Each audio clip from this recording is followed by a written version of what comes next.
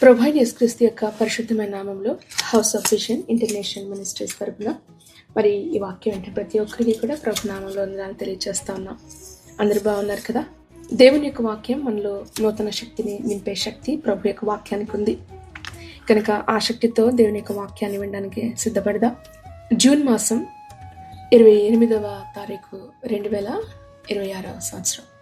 ఈనాటి వాక్య ధ్యానం ప్రకటన గ్రంథం 3వ అధ్యాయం 11వ వచనం. నేను త్వరగా వచ్చుచున్నాను, ఎవడునూ నీ కిరీటము అపహరింపకుండినట్లు నీకు కలిగిన దానిని గట్టిగా పట్టుకొనుము. నీకు కలిగిన దానిని గట్టిగా పట్టుకొనుము. ఈరోజు ప్రభు మనకిస్తున్న వాగ్దానం ఎంతో హెచ్చరికతో కూడిన ఒక ఆశీర్వాదకరమైన వాక్యం. యేసుక్రీస్తు ప్రభు ఆయన త్వరలో రాబోతా ఉన్నాడు. ఆయన ప్రభు యొక్క రాకడ సమీపంలో ఉన్నది కనుక మనకు అప్పగింపబడిన విశ్వాసం విషయంలో పరిశుద్ధత, ప్రార్థనా జీవితం, కుటుంబం, సేవ, వ్యక్తిగత జీవితాల విషయంలో ఎరిగిన వాక్యపు సత్యాన్ని గట్టిగా పట్టుకోవాలని ప్రభువు ఈ వాక్యం ద్వారా ఆజ్ఞాపిస్తా ఉన్నారు. ఫిలదెల్ఫియా సంఘానికి దేవుడు చెప్తున్న మాటలు ఈ రోజుల్లో ఉన్న మనకు ఎంతో అవసరమైన మాటలుగా ఉన్నాయి. ఈ వాక్యంలో యేసుక్రీస్తు ప్రభు నేను ఎప్పుడో వస్తాను అని అనలా, నేను త్వరగా వస్తున్నాను అన్నాడు ఆయన. ఈ మాటలు అత్యవసరతను తెలియచేస్తా ఉన్నాయి, లేదా ఇది ఒక చివరి పిలుపులాగా మనకు అర్థమవుతుంది కదా. నేటి సంఘము ఎదుర్కొంటున్న అతి పెద్ద ప్రమాదకరమైన పాపం ఏంటంటే కనుక పట్టుకోవలసిన దాన్ని వదిలిపెట్టేసి పరుగెత్తడం. ఏదైతే కలిగి ఉండాలో దాన్ని వదిలిపెట్టి ఇంకా దేని కొరకు పరుగులు పెట్టడం. అనేక శోధనలు లేదా తప్పుడు బోధలు, లోక ఆశలు విశ్వాసి యొక్క కిరీటాన్ని అపహరించడానికి ప్రయత్నిస్తూ ఉన్నాయి. ప్రభు చెప్తున్న మాట ఏంటంటే నీకు కలిగిన దానిని గట్టిగా పట్టుకో. ప్రభు త్వరగా రాబోతా ఉన్నాడు. ఈ విషయాన్ని మనం మర్చిపోకూడదు.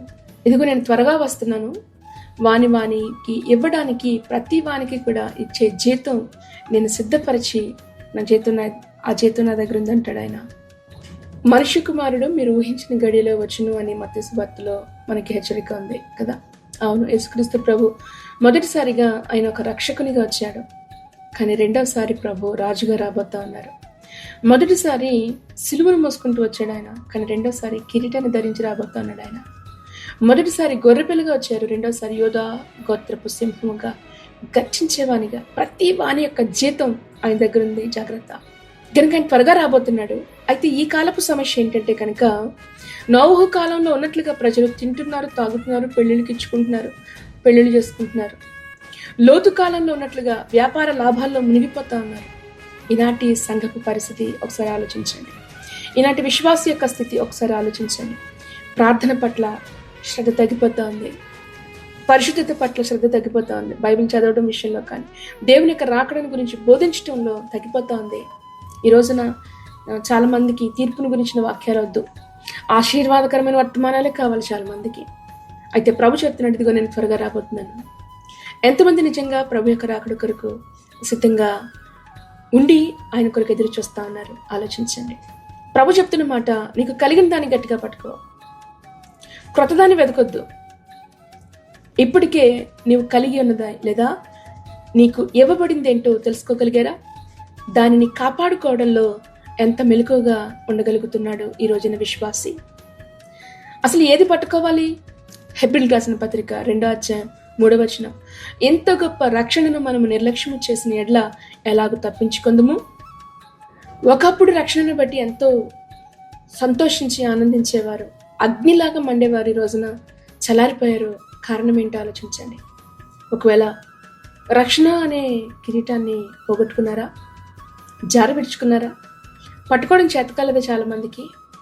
రెండవది విశ్వాసం. గట్టిగా కాపాడుకోగలుగుతున్నారా? పట్టుకోగలుగుతున్నారా? మొదటి తిమోతి రాసిన పత్రిక 5వ అధ్యాయం 12వ వచనంలో అపోస్తలుడైన పౌలు గారు తిమోతికి రాస్తూ ఒక హెచ్చరిక రాశాడు.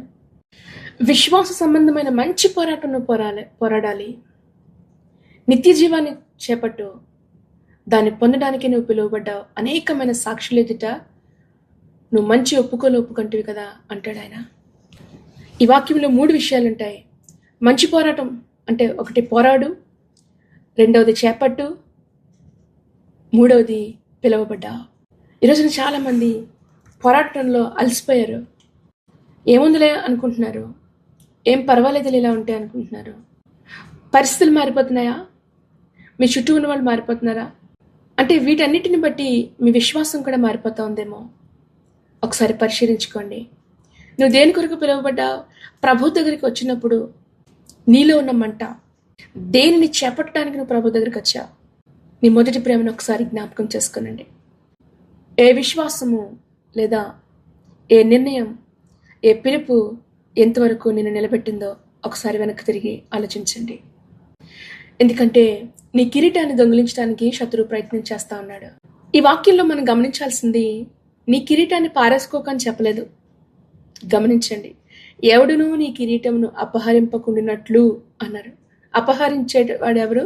దొంగ, దోచుకోవడానికి వస్తాడు. అవును, అపవాది నీలో ఉన్న మంటను దొంగిలించాడు, నీలో ఉన్న సాక్ష్యాన్ని దొంగిలించాడు, నీలో ఉన్న ఆనందాన్ని దొంగిలించాడు, రక్షణ ఆనందాన్ని దొంగిలించాడు కదా.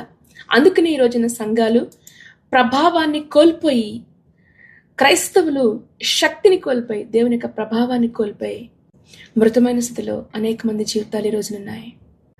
మీ కిరీటాన్ని దొంగిలించడానికి అపవాది ఉపయోగించే 3 ఆయుధాలు గుర్తుపెట్టుకోండి. మొదటిది రాజీ పడిపోవటం, కాంప్రమైజ్ అయిపోతున్నారు చాలామంది. రాజీ పడిపోవడం అలవాటైపోతే జాగ్రత్త. రోజు రోజుకి నీకున్న బలాన్ని, శక్తిని కోల్పోతా. సంసోని జ్ఞాపకం చేసుకునండి. సంసోని యొక్క అభిషేకం ఒక్కరోజుతో కోల్పోయింది కాదు.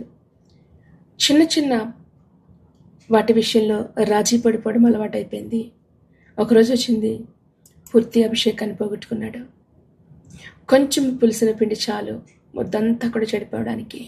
రెండోది స్పిరిచువల్ లేజినెస్, ఆత్మీయమైన సోమరితనం.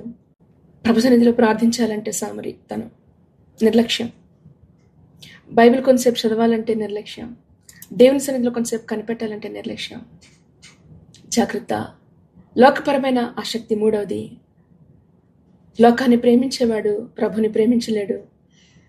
నూతన నిబంధన గ్రంథంలో ఒక వ్యక్తిని మనం చూస్తాం, అతని పేరు దేమా. ఒకప్పుడు పౌలుతో ఉన్నాడు, పౌలుతో కలిసి పరిచయం చేశాడు, అపోస్తలుడు. కానీ లోకమును ప్రేమించి వెళ్ళిపోయాడు, దేవుని విడిచిపెట్టాడు. ఈరోజున ఎన్నో నీ కిరీటాలు పోగొట్టుకున్నట్టున్నావు. ఒక్కసారి టెస్ట్ చేసుకోండి, ఎన్ని కిరీటాలు నీ జీవితంలో నువ్వు జారి విడుచుకున్నావు. అపోస్తలుడైన పౌలుకి నీతి కిరీటం ఇవ్వబడింది. ఎందుకో తెలుసా? ఇదిగో నా విశ్వాసమును నేను కాపాడుకుంటుని అని సాక్ష్యం చెప్పగలిగాడు. ఈరోజు మీరు చెప్పగలుగుతున్నారా? అన్ని విషయాల్లో విశ్వాసాన్ని కాపాడుకోగలుగుతున్నారా? దానియేలు కిరీటాన్ని కాపాడుకోగలిగాడు.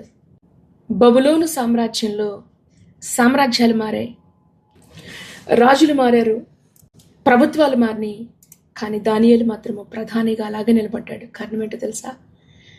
బబులోను యొక్క పాపం దానియేలులో ప్రవేశించలేకపోయింది. పరిశుద్ధత అనే కిరీటాన్ని దానియేలు కాపాడుకోగలిగాడు. జాగ్రత్త. ఈ రోజున నువ్వు కలిగిన దాన్ని గట్టిగా పట్టుకోకపోతే కోల్పోయే అవకాశం ఉంది. జాగ్రత్త. ప్రార్థన గట్టిగా పట్టుకోండి, బైబిల్ ధ్యానం గట్టిగా పట్టుకోండి, పరిశుద్ధత పట్ల పట్టుదల కలిగి ఉండండి. నీ పిలుపు విషయంలో ఎందుకు పిలుపట? అభిషేకం కాపాడుకోగలుగుతున్నారా? తుఫానులు వస్తాయి, ప్రభు రావని చెప్పలేదు. వచ్చినప్పుడు స్థిరముగా నిలబడాలి అంటే ఆ చెట్ల యొక్క వేరు లోతుగా నాటబడి ఉండాలి.